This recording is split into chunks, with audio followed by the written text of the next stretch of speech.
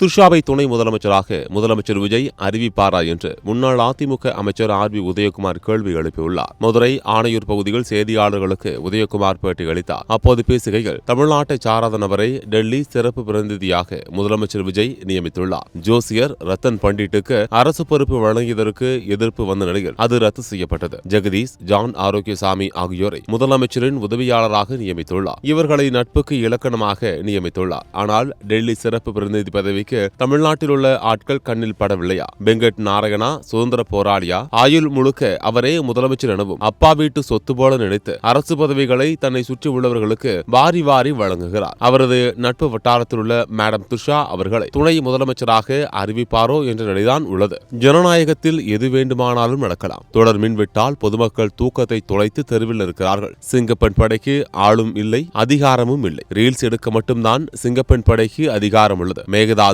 NEET, தாபெக் நிர்வாகிகள் சட்டத்தை தன்னிச்சையாக எடுத்துக் கொள்வது என பல்வேறு பிரச்சனைகள் உள்ளது. வருத்தப்படாத வாலிபர் சங்கம் போல சனிக்கிழமையானால் ஆள்பிடிக்கும் படலத்திற்கு எப்போது என்கார்ட் போடுவார்கள்? அதிகார ஆசை காட்டி சின்ன குழந்தைக்கு முட்டாய் கொடுத்து ஏமாற்றுவது போல அனைத்து கட்சிகளும் ஆள்பிடிக்கும் அட்ராசிட்டிகள் ஈடுபடுவதை எப்போது என்கார்ட் போடுவார்கள்? அடுத்த ஜென்மம்னு ஒன்னு இருந்தா விவசாயியாக பிறக்க வேண்டும் என கூறிய முதலமைச்சர் விவசாயிகளின் பிரச்சனைகளை தீர்ப்பாரா? அம்மா உணவக திட்டம் போல குடிமராமத்து திட்டம், இலவச லேப்டாப் திட்டம் போன்ற திட்டங்களை செயல்படுத்துவாரா? இவ்வாறு சரமாரியாக கேள்வி எழுப்பியுள்ளார்.